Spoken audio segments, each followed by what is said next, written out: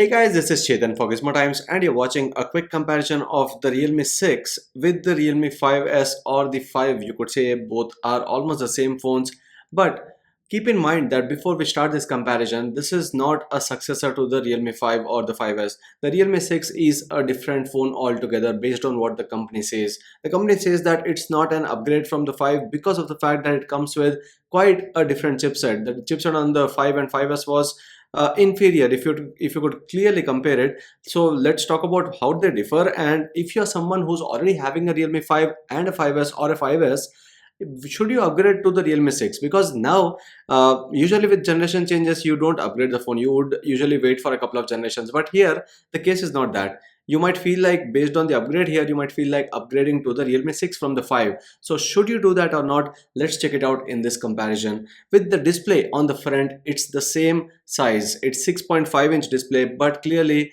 there's a punch hole display on the Realme 6 when compared to the notch display on the Realme 5 or the Realme 5S. But it's not only about that look, it's about the resolution here. Now Realme 6 comes with a full HD plus resolution. It's the 1080 into 2400 pixels or the 20:9 aspect ratio display. The same aspect ratio was maintained here, but it's an HD plus display on the Realme 5S. It's 720 into 1600 pixels, which was the 20:9 aspect ratio, but it was HD plus.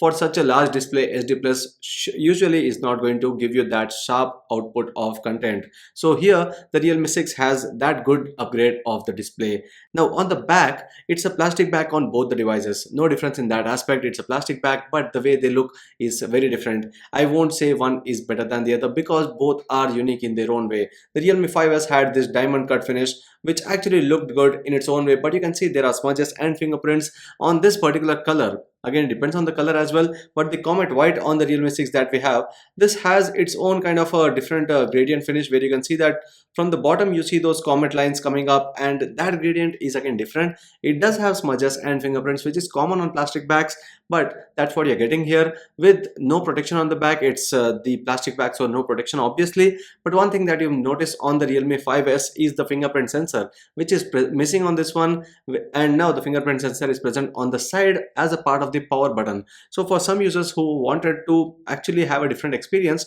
from always lifting the phone to use the fingerprint, now it's easy. If the phone is placed on a flat surface, you could still use a finger on the side, place the finger on the side, and it would unlock the phone for you. With the processor or the chipset, it's that huge upgrade here. So it was Qualcomm Snapdragon 665 on the Realme 5S or even the Realme 5. So that chipset was not as good when compared to many others in that price range or many others in that time. So it was quite a decent one for the mid-range performance. But now the Realme 6 comes with the Helio G90D chipset, which is quite a good one. So that's one major difference here. Not the regular usage, but also with the graphic settings on games, the Helio G90D is an absolute beast in that price range because it is a particular gaming chipset made in the mid-range category.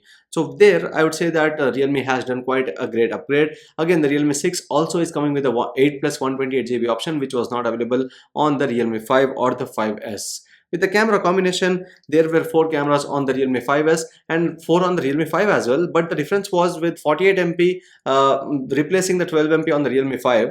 Now it's a 64 megapixel primary camera on the Realme 6 with an 8 megapixel wide angle camera, 2 megapixel macro, and a 2 megapixel depth camera on the back of the Realme 6. While the other 3 cameras are the same, it was a 48MP primary camera. Even that was a Samsung sensor on the Realme 5S. So that was on the back. On the front, it's a 16 megapixel selfie camera with that punch hole display on the Realme 6, while on the other side it's a 13 megapixel selfie camera with the notch display on the Realme 5S or the Realme 5.